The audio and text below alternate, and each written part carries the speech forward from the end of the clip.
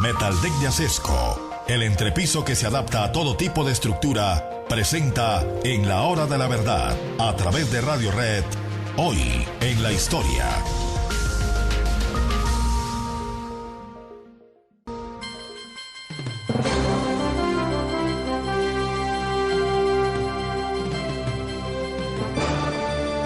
Eran años muy tormentosos, esos de los años 30, porque el mundo estaba muy golpeado con la crisis pavorosa que se desató en los Estados Unidos, la Gran Depresión se llamó así, y una Gran Depresión que afectó al mundo entero,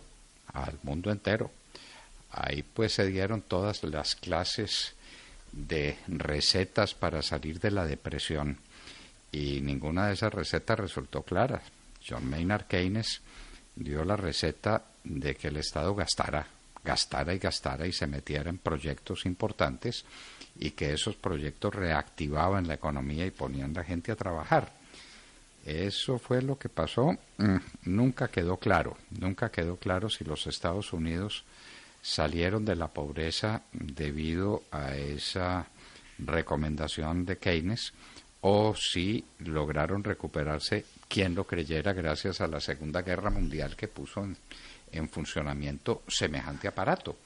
Se dice que Alemania sí tuvo una clave clara para salir de la destrucción de todo su aparato económico, la que le dejó la Primera Guerra Mundial y el Tratado de Versalles, gracias a la gigantesca operación de armamento que hizo en presencia del mundo entero, sin que el mundo entero quisiera ponerle atención, especialmente la Gran Bretaña y Francia, que no quisieron ver cómo se armaba Hitler, y se armaba Hitler ante los ojos de ellos, pero no querían ver, no querían oír o no querían entender.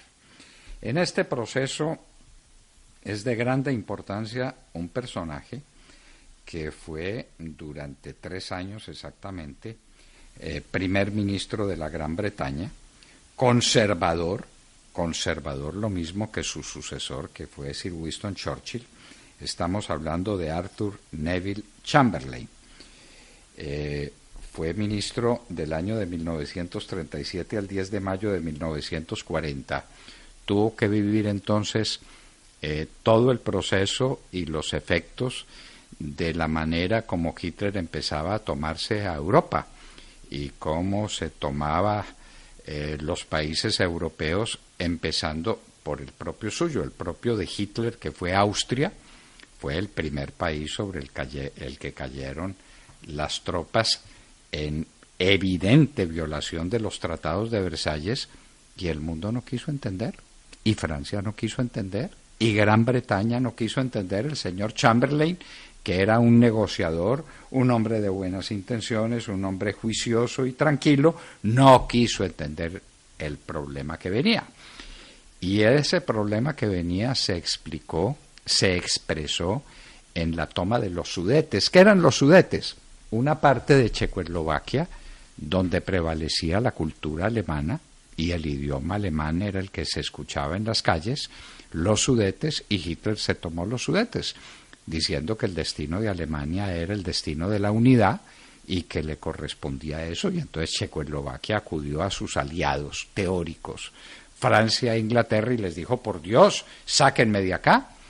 Y vino la reunión de Múnich de 1938.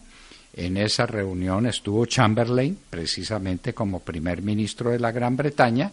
No protestó lo suficiente, no elevó su voz, en la creencia de que Hitler pararía su carrera armamentística y su afán de guerra. Confiaba en Hitler, y el tiempo pasó y llegaron las vísperas de la invasión a Polonia, que desatarían la Segunda Guerra Mundial, es decir, septiembre de 1939. Y Chamberlain fue a visitar a Hitler.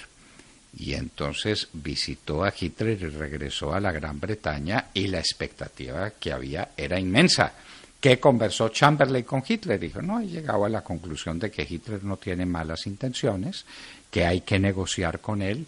Y entonces alguien le dijo, lo que pasó fue una humillación para la Gran Bretaña. Y dijo, no, pues es que si por la felicidad y la paz de la Gran Bretaña me tengo que humillar, me humillo. Y vino la frase histórica de Winston Churchill que lo sucedería en el cargo. Dijo, el que se humilla para evitar la guerra tiene la humillación y también tendrá la guerra. Chamberlain estaba muy enfermo. En el año de 1940 vino la toma de Polonia. De la toma de Polonia no se siguió nada, sino una declaración de guerra formal, pero Hitler se seguía preparando hasta que lanzó toda su línea armada y sus tanques de guerra por el occidente, pasando las Ardenas cuando nadie creía que eso era posible. Fue el único golpe de genialidad que tuvo Hitler, y ese golpe de genialidad valió para que después perdiera la guerra, porque ya envalentonado dijo que no se podía hacer nada sin contar con su concurso. Cuando las tropas alemanas cayeron sobre las tropas inglesas y francesas en Dunkerque, Hitler resolvió que tenía dada la orden, no se podía esperar otra cosa sino lo que mandara el Führer, que quiere decir el jefe, y vino el momento histórico en que le piden a Hitler desesperadamente que le permita a Guderian atacar Dunkerque. Como Hitler estaba dormido, no se pudo despertar a tiempo, no supo qué era lo que pasaba, Dunkerque no fue atacado y se permitió la más grande evacuación de la historia, cuando todo el ejército británico que se encontraba en Francia, el ejército expedicionario inglés y el ejército francés fueron evacuados en barcos grandes, barcos medianos, barcas pequeños, lanchas, en cuanto había.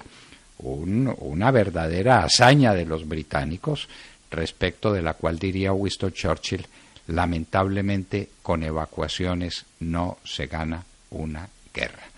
Lo cierto es que Hitler, por quedarse dormido, perdió la oportunidad de atacar en Dunkerque cuando se lo pedía Guderian, y ahí se hubiera terminado la Segunda Guerra Mundial con toda seguridad.